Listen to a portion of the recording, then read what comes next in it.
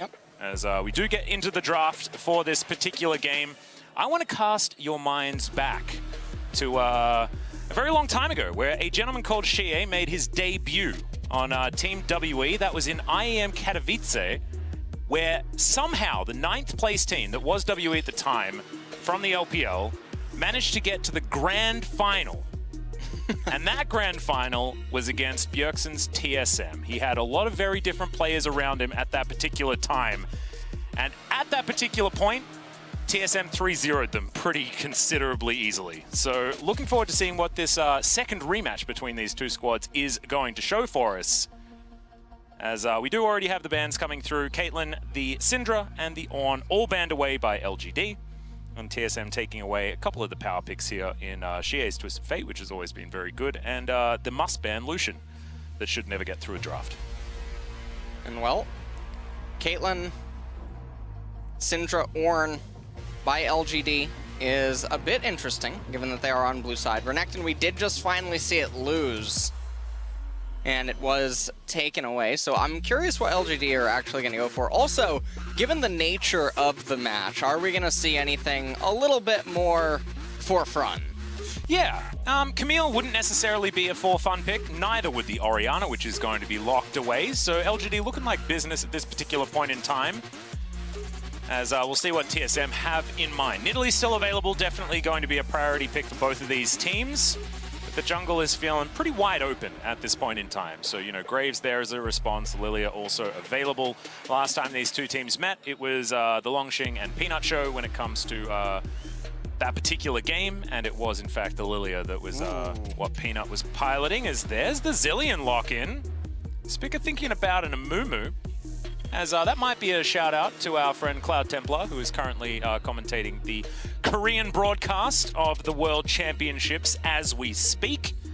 I spoke to him backstage and I was like, "Are you worried about Gen G?" And he's like, "No, I'm worried about LCS." As Graves going to be the lock-in here. So it doesn't look like for fun is really happening, but TSM wanting to go out with their playstyle intact. And of course, Bjergsen, a pretty standout Zilean player, even if it didn't necessarily work out against Gen G in their first outing. As Peanuts and Nidalee likely to be picked up, that will be locked away as we're looking for an 80 top laner. Could, of course, just be a Camille, theoretically, out of Longxing right here, or they could take away a priority 80 carry or support or something like that. And it is going to be Mark's Pantheon locked away here for LGD. And I feel like the LGD draft right now with Nidalee and Orianna. Now, the Orianna is going up against Zilean, so she should be able to actually get control over the early stages of the laning phase, and so we'll see what Peanut's going to be able to do with that kind of freedom. Pantheon likely is going to be in the support role, probably not going to see any sort of flex shenanigans. Now Camille is being locked in for TSM, and so the bot laners still a little bit unknown. I'm curious where they're going to end up going. Curious about what the bans are that LGD are going to throw out at them, as well as there's the Jax ban away from Longxing. Not going to want to see any of those Jax into Camille matchups that we've seen be pretty Jax favored, actually, in the couple of matches that we have seen, although nameplates do certainly play a part in that one. Tahm Kench going to be taken off the board here, as LGD do target Bifrost just a little bit. Senna still available, could likely be somewhere that TSM want to go. Senna has been very, very strong despite her loss in the previous game, as Electric Bear hits the bench. Not going to be seeing him out of Longxing. And, well, let's see what the final ban is going to be here. It's going to be the Leona. Okay, Mark's like, I've locked in my champion, and my opponent is not allowed to play any of theirs. Could make some sense. Could see Double F just take away the center here, but the Ashe is also available. Looks like that is going to be the route that they're looking to take. It's now Kramer. What is he going to be playing? As I think might just be the center. I think that they take the Ashe because it's a vacuum answer to the most common remaining marksman down in the bot lane, both the Senna and the Jhin. And Aurelia, as it turns out, is being hovered right now. Oh, now moving over to Jace. Now Shen. Okay, Shen getting locked in towards the top side. That is going to be Longxing's answer to this Camille. Taric isn't even bad here. I know that's a very uncommon support that we don't see a lot. Yeah. Thresh, though, is another answer to the Pantheon. Flay can be very strong when he's trying to get in there with his stun, especially if it's used onto his lane partner, so don't mind it. But it is going to be the Freljordian bottom lane instead, as Ashe Braum to be locked away by TSM. And we've got double shields on the bottom side of the map. We'll see who's going to be able to keep their teammates alive the best. As these are going to be your compositions. LS, how are you feeling about both LGD and TSM coming out of this one? Oh, I think it's no doubt in anyone's mind that TSM has a lot more scaling than LGD. My big worry is that TSM's their own greatest enemy in a lot of cases. And there definitely is a lot of explosiveness that can happen on the bottom side of the map that I think would offset the top side scaling. So things get a little bit scary. I don't feel that confident that TSM's going to manage to juggle the level 6. Could certainly be dangerous. Also, LGD with the access to the double man drop. If Stand United is going to be used with the Grand Skyfall, means that they will have a lot of global flexibility with those two champions. Looking forward to seeing whether LGD can get things done in the earlier stages, because it was a very disappointing performance that they put up last time around. Now wanting to try and bounce back. However, the North American faithful will be behind TSM, who certainly don't want to be heading home with the record sitting as it is right now. An extra victory would certainly help as far as keeping their eyes on the prize moving into 2021. You could imagine that both of these teams not necessarily in the greatest spirits, so I think that psychologically a lot's going to be going on in this particular game between these two, and it's who's able to keep their heads in it rather than letting results get to them. So we're doing these final checks to try and get into our 5th game of the day. Of course, groups haven't been sorted just yet. Still waiting to see whether it's going to be Fnatic or Gen G that are going to come out in that first place. But at the moment, it's looking a little bit like Fnatic. Now, we do have 3rd and 4th confirmed. Yes, LGD and TSM. 3rd and 4th are indeed confirmed. Now, the important thing here for TSM is that they don't go winless. That is basically what they are trying to fight back against right now. Yeah. And so there is that on the line. As far as North America is concerned now, it all does come down to FlyQuest in Group D. Yep. To try to get out. We're going to need as many trees planted as possible moving into our next group. A group that will be very, very difficult for North America, considering the other combatants. Top Esports have looked absolutely dominant. Even though a lot of people are talking about Damwon, I think that at least equally as dangerous is a team like Top. Derek's going to be in there as well. But let's focus back onto this match, as we already have 40 seconds elapsed. So we hop into it. Some backs to come down. Checking the summoner spells to see whether anything has actually occurred. And the answer is no. So we do have a bit of a ward on the enemy Brambleback put down by Longxing. The Surgeon Shen, going back to some old favorites there when it comes to Shen skins. One of my personal favorites as well. The way that you used to be able to just throw scalpels at people when it was old Shen just felt right to me. True. I liked it. Did feel a lot better. TSM now, they're going to start off with clearing the vision inside of their own jungle. Bjergsen does get the ward, so he's already at 1 CS. Amazing. There we go. Before the lane's even started. Now, he also does hit level 2 now off the first wave. Ooh, true. So that is pretty nice. Xie, understanding that Zilean has a really hard time farming underneath the turret, so I think he's going to try to just shove in really fast while the minions are at different layered HP values and make things really hard. Yep, picks up that bomb as well just to deny its damage onto the minion wave and allow his shove to continue as Longxing throws out some empowered autos onto Broken Blade. See, they're just sort of testing the waters here in this lane for the time being. Broken Blade probably happy to not have to deal with Longxing's Renekton yet again. Last time around, it certainly wasn't an easy lane, and you can see right now things going much better for the TSM top laner. Yeah, Broken Blade definitely has control over this lane so far. And Longxing now finally going to ding level 2 himself. Peanut, meanwhile, down here, declaring the Wolf Camp. Not going to use any of the patience on it, which is a little bit surprising. It's one of the mini games that I know China is very critical of. Oh, yeah. Like Ning's clear speed inside of the jungle. So Peanut with almost a full patience clear on the Wolves right there. That's a virtue, is what I've heard said. So I don't mind it whatsoever. Hawkshot flies through, just trying to scout out Peanut, and he will be spotted. Great aim out of double lift there. Not going to deter Peanut for the minute, as Bjergsen down to about 100 actually, as the clockwork wind-up is working. The flash forward, and there it is, first blood for Xie's solo kill in the mid lane at 3 minutes. And that is a very big solo kill. So many minions in front of the turret. Now Bjergsen is going to TP back, but now the wave is going to bounce back in. He has more than enough time. Xie is going to be able to just come off the reset now with such an item advantage. It's going to be really hard now for Zilean to play. Well, Longshen getting shoved in here towards the top side. You can see Spica is in the area to try and put some pressure in. Looking for a potential dive, maybe. But it is difficult to lock down a Shen without something catastrophic going on. That taunt can be a big problem. Yeah, it's not even just the turret that's the problem here for Spica. It's also that Shen's W is so effective against Graves. Oh! Good hookshot time. Really close call, yeah. That's something that you certainly have to be wary of, and he absolutely played that well.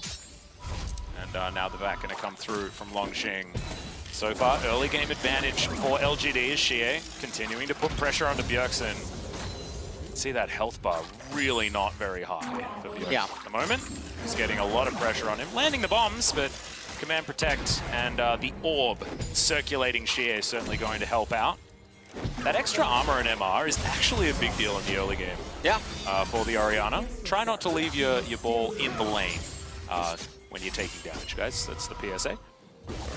As Peanut, he's going to hop out. Spica making his way around. Ooh, the cannon. Yeah. Oh, man, this is so much pressure. Xie almost dirty farming between mid lane turrets. That's not something I thought was possible. Of course, this is a difficult lane for the Zilean, but after that solo kill, it is almost impossible. And I think this is one of the highlights, actually, of Worlds, is when Bjergsen has picked a Zilean, unlike in North America, where he was winning lanes or almost going even in hard counter matchups. On the World stage, Orianna is getting the better end of him. Hold on. Yeah, this is looking a little bit better. Shockwave comes through, the flash into it there as the exhaust comes down.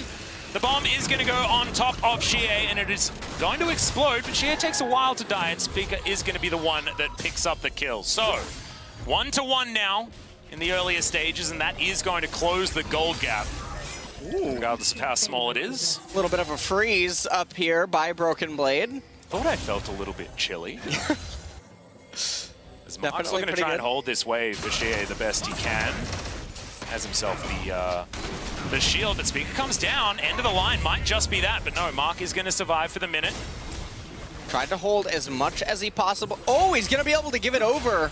Wow, that's actually really important. The experience being the biggest part, but also being able to get the gold for it as well. Xie doesn't actually lose as much as he possibly could have. As Longxing in there, Spirit's Refuge actually to deny any sort of answer from Broken Blade, and that's going to win a trade for the LGD top lane. A flash forward, that's going to be the stun Spica, nailed by the spear, and Peanut going to help the support lock down the kill. Sometimes when you see supports getting kills, you feel bad, but when it's Pantheon, you don't feel as bad.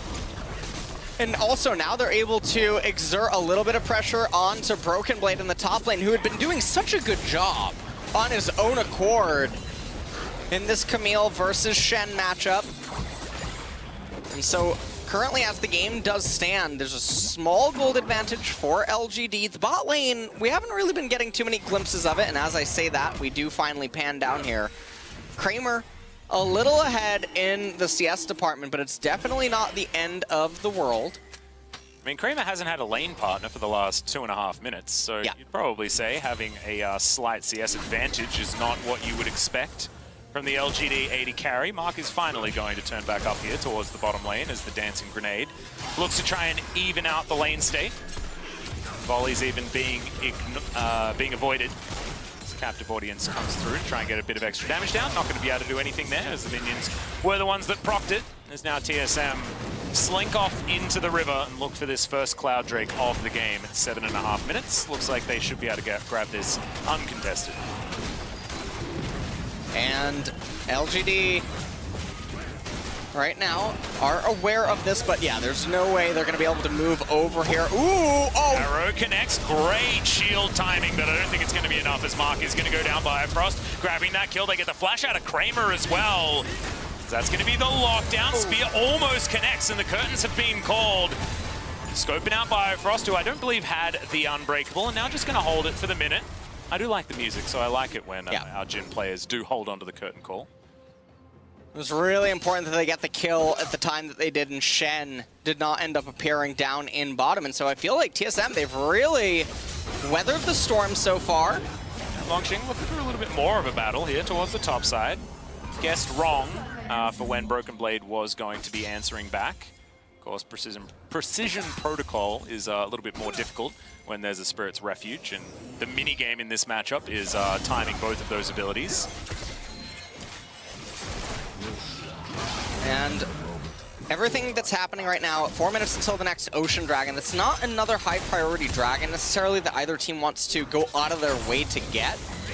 And so we'll see what the map state ends up looking like as we do near that. LGD, they are still ahead by about 1,000 gold. Now remember, TSM, it's assumed that they should be down in the gold department. It's the way that the lanes are supposed to basically be going. They're supposed to be bleeding some CS, some EXP, likely some turret plate. So the gold score is not totally indicative of what's really happening in the game. TSM are really in a pretty fine spot, all things considered. Yep, it's not the end of the world. However, LGD, if they continue on their current course, it's certainly looking good for them as the game goes on. And I'm glad you bring that up, because of course, scaling is something that can make the gold at the top of the screen feel a little bit misleading, and is of course the case here. Bjergsen hasn't been pushed out of too much CS. I believe even BDD's set caused more of a CS discrepancy than Xie's Orianna has in this particular game. So not absolutely terrible. And that TSM versus Gen G game was pretty competitive, to be perfectly honest. Biofrost down here, just clearing out vision where he can. Doublelift taking care of the minion wave. TSM have somewhat stabilized. It's Peanuts making another pass through his jungle, probably heading towards his Grump next to make sure he's taken as many of the camps as possible. And Kramer has been zoned entirely away from this outer turret. Not a whole lot able to really go on unless LGD consent to it. Kramer coming in. Does land that Deadly Flourish. Yeah, exactly. Stun comes down onto Biofrost, but that is a pretty good Unbreakable. The shields are going to come down. Arrow connects there from Doublelift as collateral damage. And a bomb onto Mark. Flash forward and Doublelift grabs the kill with a volley. He did the calculation and got there in the end. Single man Shockwave, but that is going to net them a kill. Peanut grabs that one, and now Doublelift is going to be taken down as well. Xie going to get rewarded in the end. Ooh. Some extra experience going over to the speaker, but that is just on the way out. As Peanut spots out the Graves, collects himself a bomb as well, and LGD continue with pressure after that. The unfortunate thing about Doublelift flashing forward for the kill, yes, they get a kill and an assist, but obviously comes at the cost of his flash, which he's not going to have now for the dragon fight, if that even takes place. They immediately die shortly thereafter, and now Doublelift misses out on all of these waves of EXP. So it's not just the kill gold that ends up being lost out on. Herald goes out into mid lane, does a ton of damage to it. Zillion's tier 1 turret being almost gone before plates have even really dissipated is not a good sign for TSM. It's going to be very difficult to stabilize the mid part of the game, because you would assume that that tier 1 turret would still be up in a control mage versus control mage matchup. Definitely should be, and the matchup is a lot more important in this particular game. The Zilean can certainly decide a lot as this game goes on. Gaunt lands here towards the top side. It's Broken Blade, slightly caught out of position, looks for the stun, doesn't quite get it there onto Longxing. However, it doesn't really matter.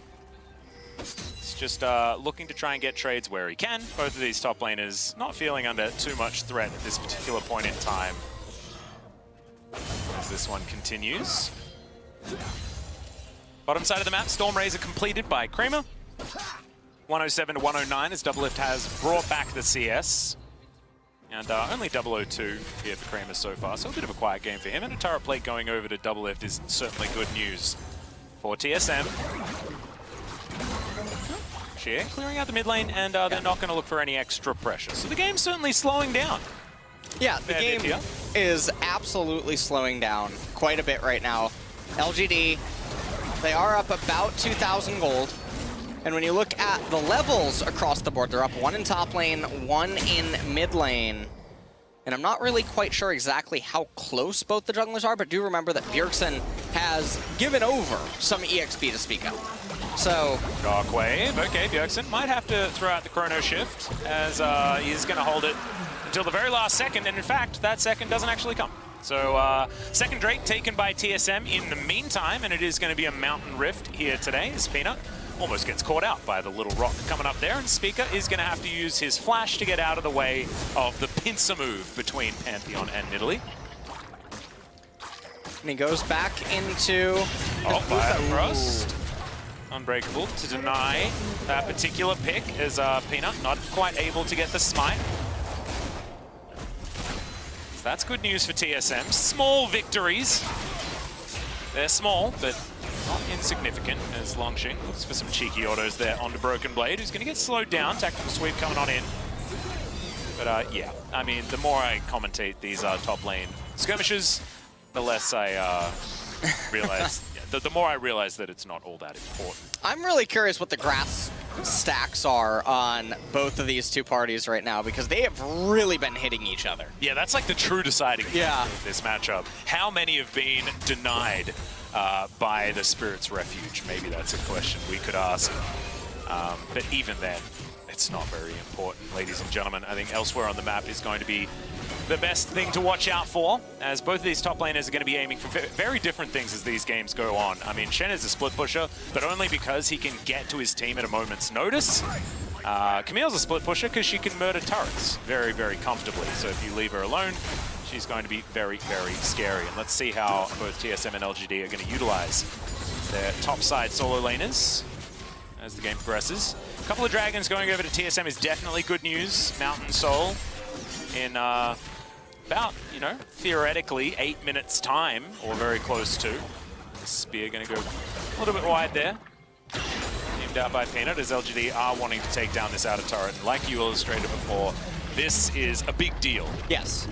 And the problem with it now is that the vision play around mid is going to be a little bit more difficult for TSM, because normally you would assume, again, well, hold on. Well, hold that thought. This is a lot of people moving towards the top side as Longxing realizes it. Spirit's Refuge actually does mitigate a lot of damage, but the double bomb comes down. Broken Blade is going to grab that kill, and it looks like TSM had enough of this gentleman's agreement on the top side of the map. Yeah, I'm not totally sure why he flashed there, given that Broken Blade had Hextech Ultimatum. So no matter what, he would get locked up regardless and just end up being brought down. But anyways, LGD, at the end of it all, Kramer now, he's going to get the solo turret proximity gold as well as the turret capture for his team there on the bottom side. Spica is starting the second Rift Herald. Ooh, turret also going to go down here. 4 members. And double lift off to the side for TSM. Broken Blade lying in wait. Seeing whether he can start something off here, as the arrow is going to connect towards the backside. Double taunt is huge by Longxing, though, as Speaker gets himself out of the way with the collateral damage. Meanwhile, Broken Blade dives into the backline. The shockwave used just to try and get rid of the Camille, as the curtains have been called. First 2 shots are going to miss, but the third one's good onto double lift. Broken Blade sniped, as well as Peanut has to get the heck out of there. Looks for another spear, but the Unbreakable is good. No! Kramer locking down the second one for himself. And LGD now have TSM cornered underneath their turret. Chrono Shift still on cooldown. And Peanut still stalking his prey. Bjergsen just locking up what he can. Spica didn't quite know where to walk, but is going to be safe in the end. And LGD are going to win a fight and look for their third turret of the game. And what looked like was going to be the start of some good news for TSM just turns around so quickly. And LGD now, they raise yet another turret, and they extend their lead to just over 4,000 gold here at 17 minutes. And this is very problematic for TSM. because also Mountain Dragons are coming up. So we take a look at this. Stand United in on Pantheon. He goes in onto Bifrost, lines up perfectly for the Shenton. Broken Blade with some really good execution over the ledge. Hextech Ultimatum, they didn't quite have the ability to kill Xie. Everyone from TSM was thinking that they were going to disengage. Some of the curtain call bullets ended up whipping. Peanut tries to go in. Little bit of mechanical footsies going on between these two teams, and Kramer with just a beautiful deadly flourish yet again.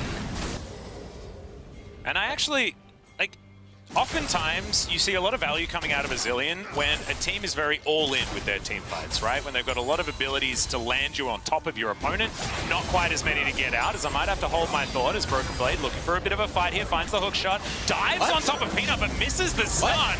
And the Chrono Shift is going to get there at the very last instance, but it's not going to be enough. Pull back with the Shockwave, and a little bit overly aggressive there by Broken Blade as LS looks very, very confused as to why that just happened. And the thing that's so bizarre about it is that Mountain Dragon is up, and they're randomly going for something like that. Now, Xie as well. Yeah, Flash does come through to get himself out of the way of the arrow, but he still takes a lot of damage. Kramer looks for another deadly flourish, but misses it.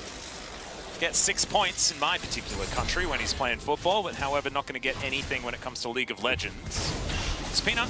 He's looking for this Mountain Drake, the first dragon for LGD of the game. Mark's going to be there to play goalie, and Shen's pushing out the bottom lane. This is going to go over to LGD very comfortably and head us towards a 5,000 gold lead for the LPL team in their final game at Worlds. And this is just very, very unfortunate for TSM, because had TSM gotten a mountain instead of the cloud and then LGD just got a cloud dragon, it's not as painful.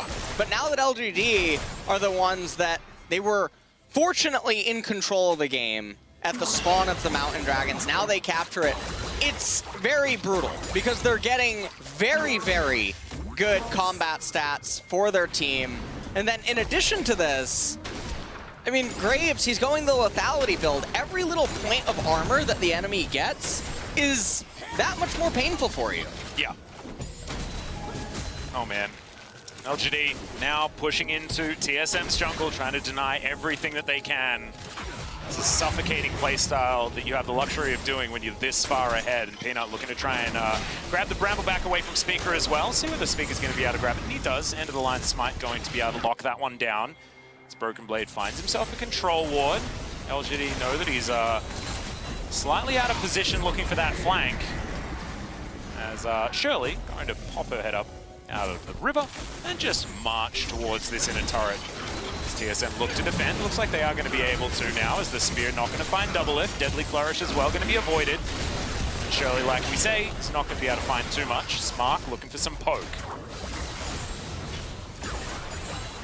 LGD's dash in, dash out comp just makes it so comfortable playing around even the frustrations of the Zillion Chrono Shift, meaning that, you know, if you pick someone out, but then you're just in a team fight, it does mean that things can be difficult, as there's the curtains, they have been called. Looking for Bifrost there in the back line, that's a bit of some wanted bullet bending there from Kramer, but not able to lock down the kill onto Bifrost. Things are going very well right now for LGD. TSM are just trying to buy themselves more and more time to continue to scale up.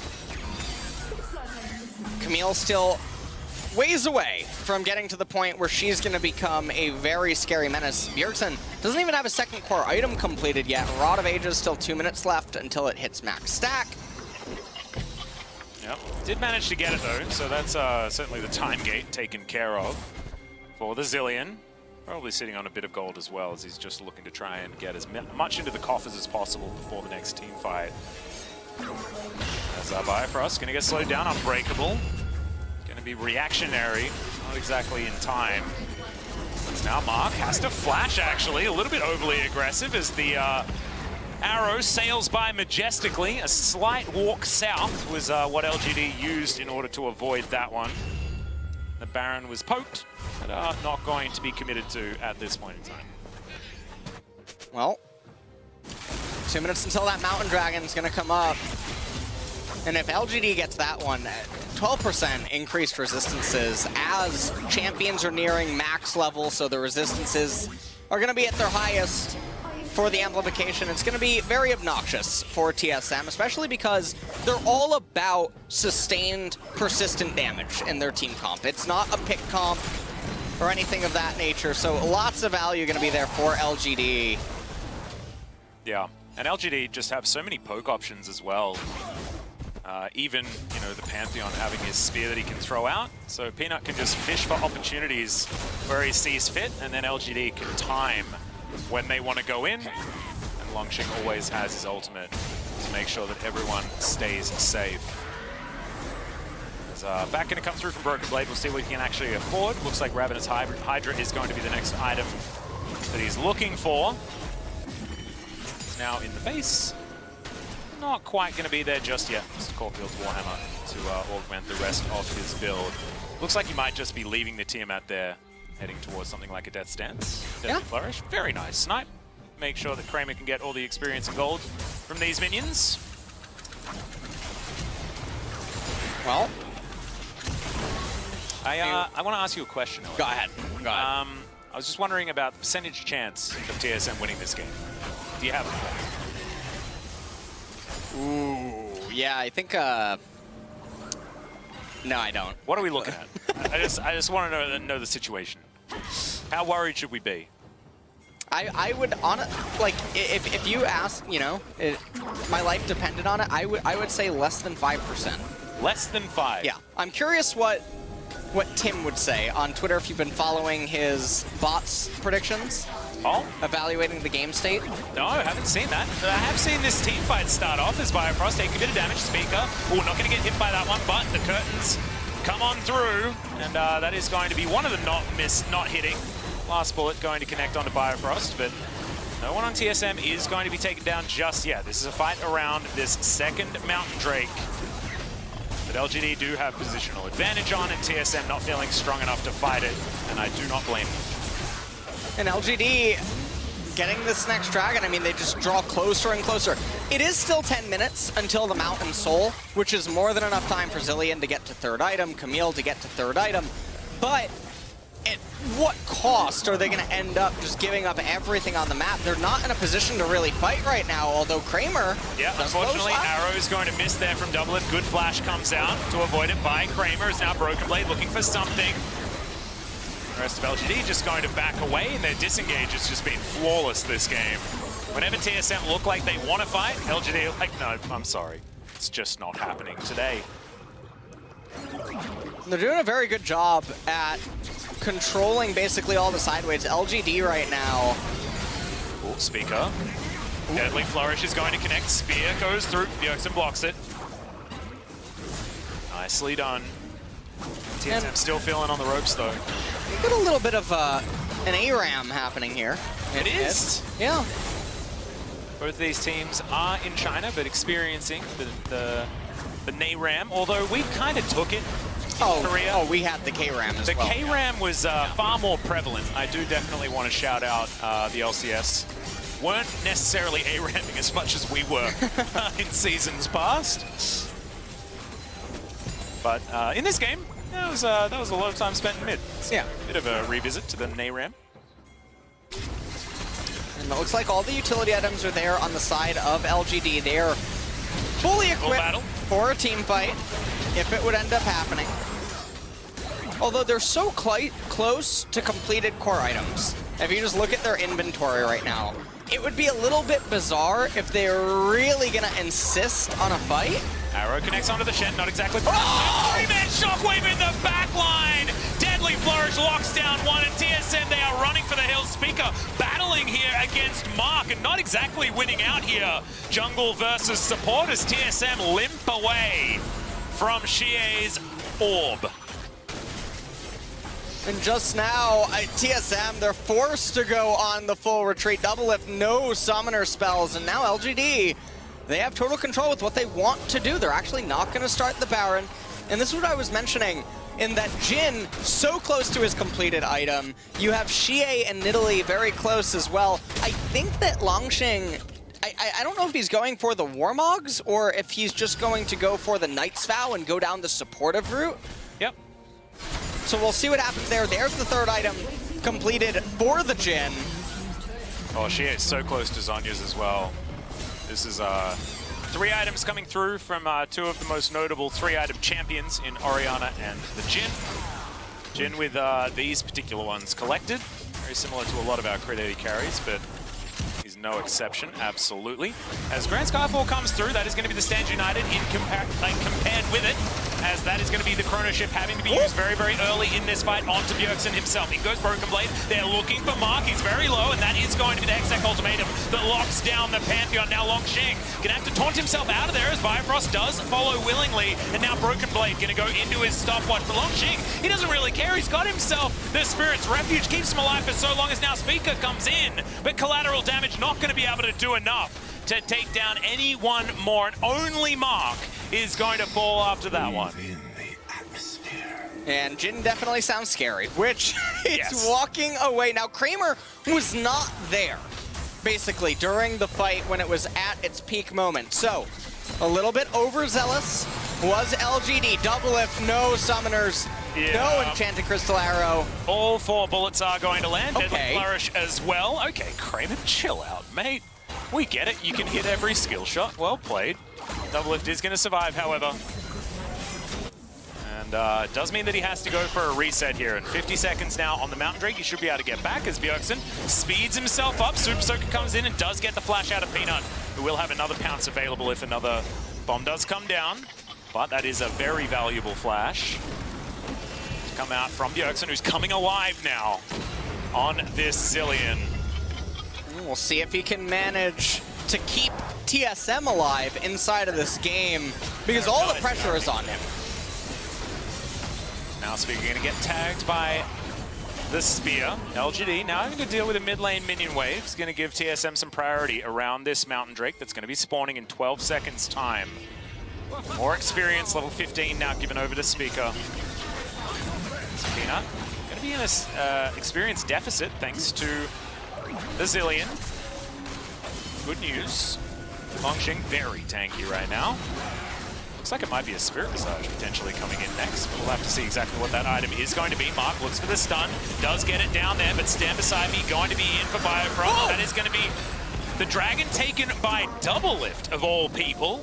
TSM did have control of the pit. Peanut goes for the smite, doesn't quite find it. In fact, this Worlds has not really been the greatest for Peanut's ability to smite. And this is definitely scary because the gold graph, I mean, you take a look at it on our screen, A little. it is stagnating very hard, and this is a TSM Wonderland when things of this nature are happening. Speaker does not have smite. I think they're aware of that.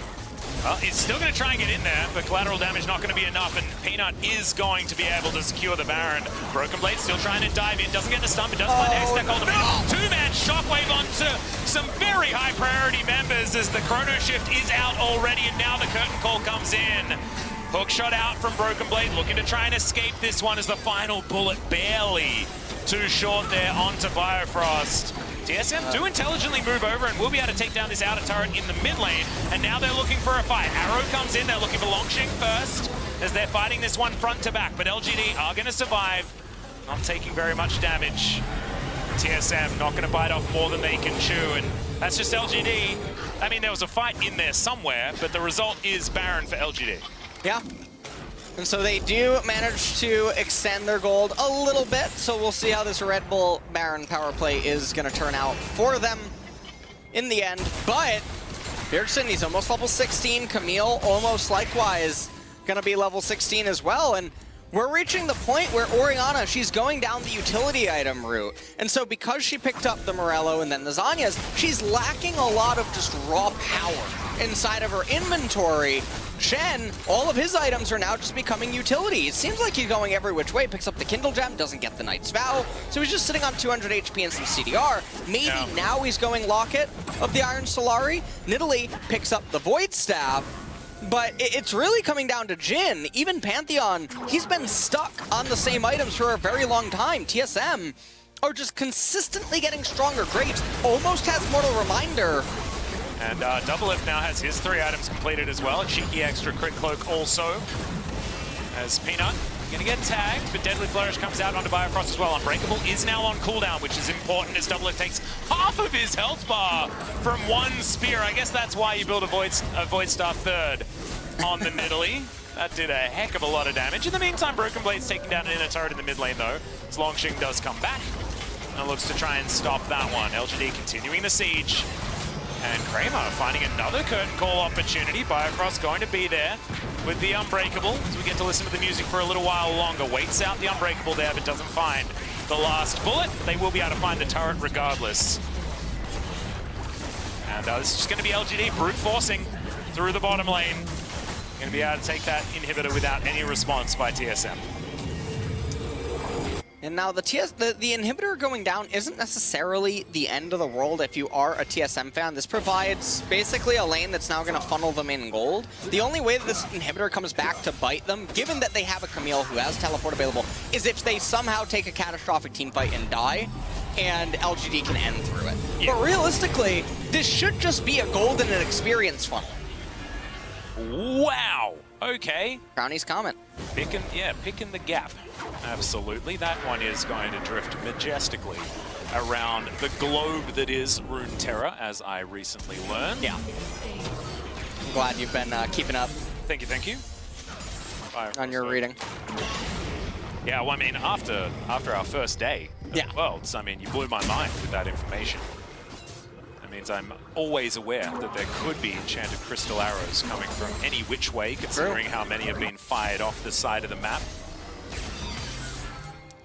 I just liked the idea that it was flat, you know, heading off into nothingness, and then I'd never have to worry about them again. It's Broken Blade just dealing with super minions, certainly equipped to do so, as is GA. So basically double GA. This Chrono Shift going to be there for Bjergsen if they are going to team fight around the Camille.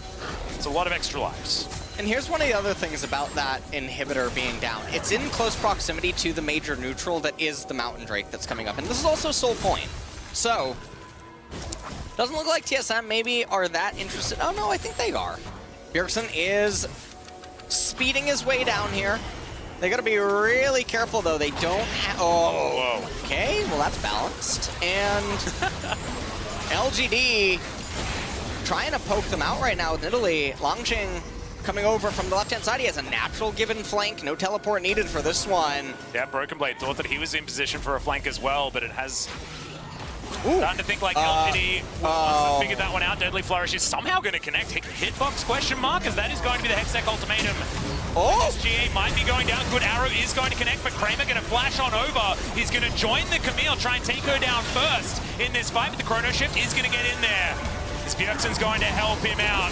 He's still alive in this fight, as Mark may not be so lucky. Collateral damage ties him up there. As Bjergsen's so close to death, but he's going to keep himself alive. Now Longshing looking for double lift and will find him. Broken Blade trying to hookshot his way out, but may not be able to get there. The spear will connect. Speaker, can they get this 2v2 is the question, as there's the stun. Smoke screen, try and get the Nidalee out of there. Longshing is very, very tanky. Spirit's Refuge is busted in this instance. And Broken Blade is eventually going to have the precision and the protocol to be able to grab the Shen. As Peanut's still looking for it. And this is the cutest little game of cat and mouse, or cat and graves, I guess. The smoke screen going to deny Peanut one more time. Collateral damage thrown down there. In the meantime, LGD, by the way, are winning the game. But this is fun. This part towards the bottom side of the map. This is what we want to see. As they are going to find Peanut, and that spear is not going to connect. The kitty cat lady just going to disappear. And Peanut now is going to turn his attention. It was the other way around. I'm getting all thrown out of whack because this game is just insane. What a chaotic series of events. That's going to be the third dragon going over. And everyone has a lot of resistances right now that are getting some nice amplification. So it's very mountainous over LGD's way. Not entirely sure what their gaming house is, but it might be in the Alps, somewhere in China. What a chaotic fight. Now, I feel like the game is still now neck and neck, though. Inhibitor in bottom lane, because of that Nexus turret did almost end up falling in the base, but TSM were able to hang on to it. And now it looks like everyone's just cleaning up the waves right now. They don't want to lose any team fight and then lose the game. But hold on, we got a teleport. Yeah, we got the Hail Mary to come through from TSM. They're looking for Shie, who's now alone in an alcove. He does have Shockwave. He finds it on absolutely no one. And TSM will be able to lock down the Orianna.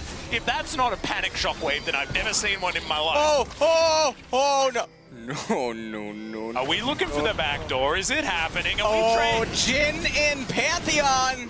Are we going to trade Baron for Nexus? That has never been a good one. Oh, no. As LGD trying to keep them here. Oh, no.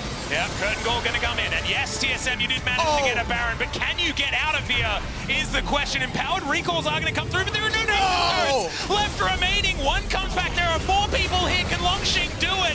Is the question. Is Peanut's going to go golden? A few more auto attacks, and this one's going to go down. Stage United keeps Peanut alive, and LGD do it.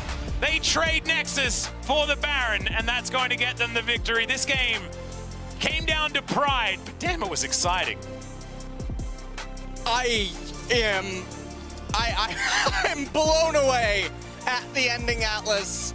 It looked like TSM were going to actually stabilize, get the Baron, have that persist into the Mountain Soul, and probably win the game. Their team comp was at the stage where it was vastly superior in a straight-up 5v5. Yeah, that wasn't exactly the Red Bull Baron power play that you were looking for on TSM's side, but I do understand why they're going for it, right? Because sometimes you get that point of desperation where you just need to make a call and commit to it, and Baron empowered recalls are a thing. They did manage to get 4 people back there, but unfortunately, the Shen, the Spirit's Refuge, the denial of all of that damage, and Peanut also being there with a Lich Bane meant that the Nexus just did not stand for long enough. No, and what a heartbreaking loss. It really